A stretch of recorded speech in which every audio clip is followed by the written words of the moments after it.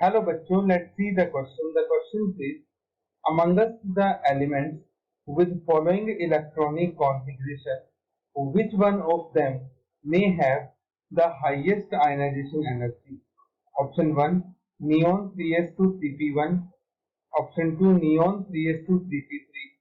Option 3, neon 3s2 3p2. Option 4, argon 3d10 4s2 4p3.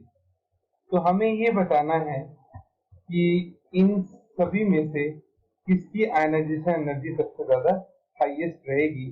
तो first of all we having the key concept, and key concept is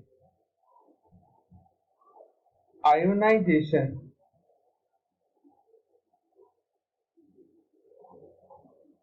energy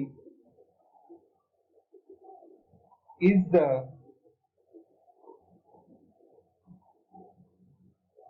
energy required to remove an outermost electron from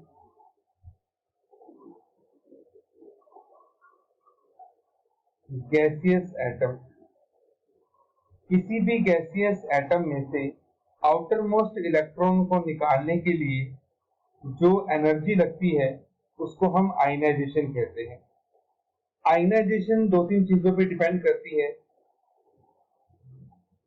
more stable is electronic configuration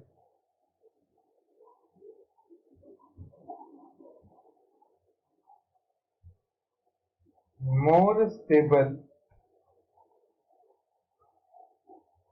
या more high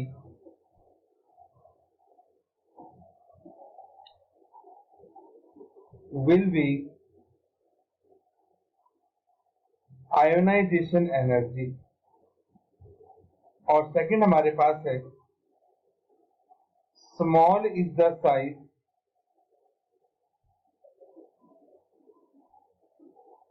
of atom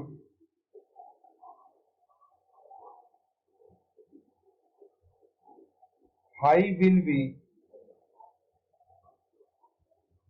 ionization energy।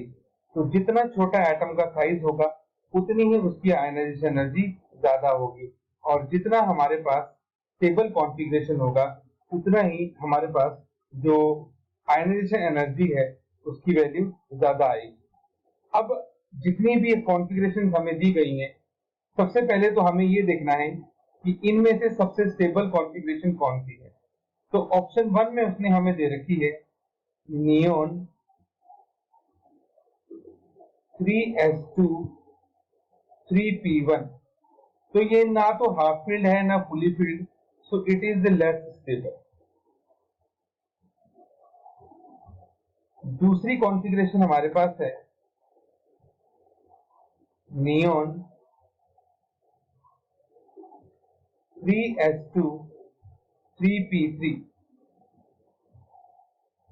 ये हमारे पास होती है half field. तो half field होने की वजह से ये स्टेबल होती है।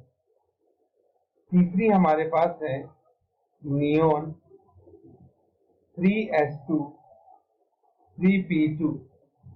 ये भी लेस स्टेबल है क्योंकि ये ना तो हाफ फील्ड है ना फुली फील्ड। और फोर्थ हमारे पास है नियोन 4s0 4p3। ये भी हाफ फील्ड है, यहाँ पे 3d0 भी है, उसका कोई यूज नहीं है वैसे। तो ये भी हाफ फील्ड है,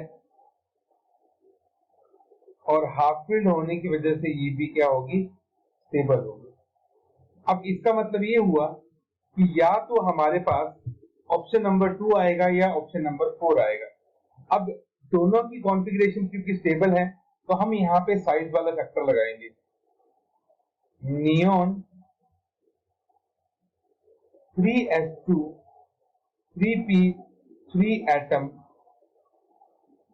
have smaller size than neon, यहाँ पे हमारे पास 4s2 आएगा, 4s0 नहीं होगा, नियॉन 4s2 4p3, ठीक है। क्योंकि इसका एटॉमिक नंबर कम है, इसका एटॉमिक नंबर ज्यादा है, तो डेफिनेटली हमारे पास यहाँ पे शेल का नंबर बढ़ रहा है, 3 से शेल कितना हो रहा है, 4 हो रहा है। तो टॉप टू बॉटम जब भी हम पीरियोडिक टेबल में जाते हैं तो टॉप टू बॉटम जो साइज होता है वो इंक्रीज करता है।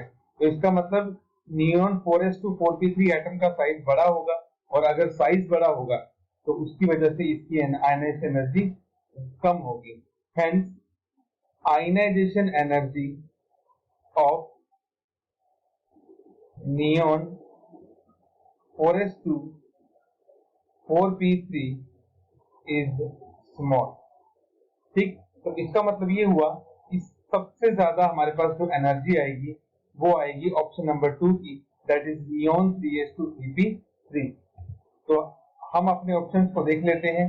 तो यहाँ पे फर्स्ट ऑप्शन गलत है, थर्ड ऑप्शन गलत है, फोर्थ ऑप्शन भी गलत है, second option will be the correct option. इसकी कॉन्फ़िगरेशन सबसे ज्यादा स्टेबल है और साइज भी छोटा है, तो इसकी आयनाइजेशन सबसे ज्यादा होगी। So our final answer is option number 2, neon 3s2 3p3. Hope you understood it well. Best of luck.